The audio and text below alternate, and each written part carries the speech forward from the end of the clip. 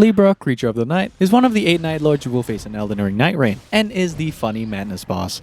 Hi boys, I'm Chris Crass. I beat this guy multiple times solo and with teams, and I'm here to bring you an actually useful boss guide. Now, to simplify things, all footage shown will be done without making any deals with the boss. With all that said, let's get straight into it. This fight can be divided into 3 main forms, which I'll go over in great detail, starting with its base form. And while fighting it, I want you guys to pay attention to his non-staff wielding hand, as that's what telegraphs most of his magic moves. Clenching his fist will summon a magic circle beneath you and all your allies. This can easily be avoided by super sprinting or regular sprinting away, but can be spot dodged if you roll during the brief pause before the explosion.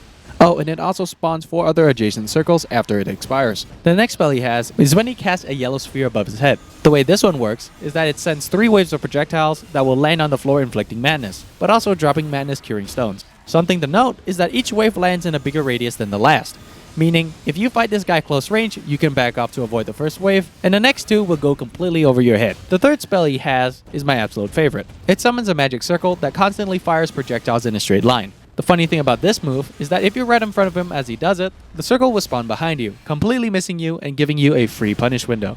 As for the last spell he has, it's a teleport, which can be telegraphed whenever he bangs his staff on the floor. During solos, he likes to use this to teleport away from you, or at you if you're running away.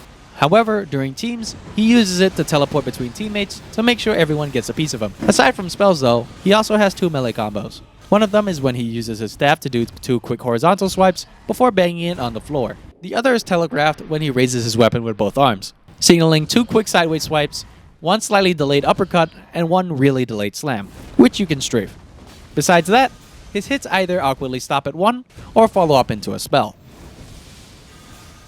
Also, I forgot to mention, but ironically the madness guy is also weak to madness. This takes off a chunk of his HP and makes him do part of his Berserker moveset, which I'll talk about in a second. Moving on, once you get to around 70% HP, and magic circles will start to appear around him.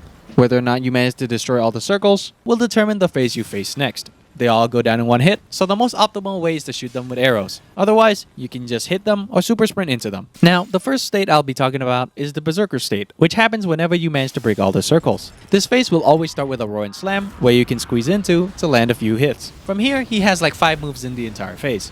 So let's get through them one by one. If one hand is pulled back with a golden glow, that's the flashbang, which you can always dodge once and punish with a rolling R1. If he crouches down in a wide stance, that's when he does his dash move, and can follow up with a wave of frenzy, which you should super sprint jump away from. And if he jumps at you while both his fists are glowing, this telegraphs a 3-piece combo into a frenzied AoE.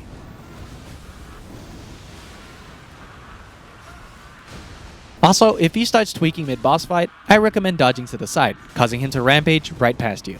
I'm not gonna lie, I fought this guy like 7 times and I've only encountered this once. But from what I can tell, it seems to be an 8-hit combo with dash attacks at hit 2, 4, and 6, and ends with a frenzied wave.